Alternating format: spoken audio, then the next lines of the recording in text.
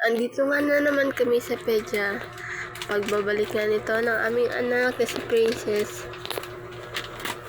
At habang nag-iintay kami at mayat-mayat ay para bang nagliligali at humihingal ng aking baby na si Princess.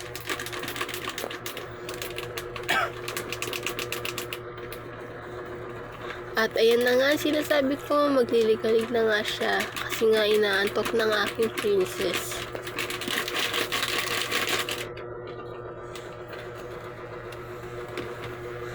Nahabol-habol pa nga ako ng aking Princess. Pero ako ay hinihingal na din kasi masama ang aking pakiramdam. At ayan nga, nilabas na nga ng papa niya si Princess. At sa pagbalik, okay na, masaya na ulit siya. Para bang nahumaling yung kanyang lungkot.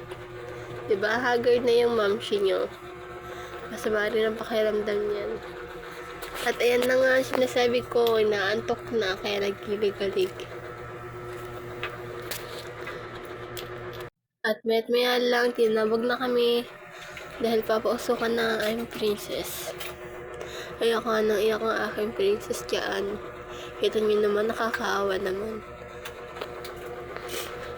Kaya ang sakit-sakit sa bilang ina na nakikita ang anak niya na nahihirapan.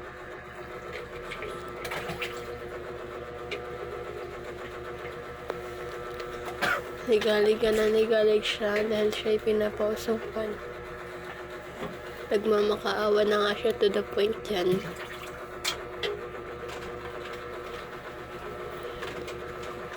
At yun lang, hanggang dito na lamang to.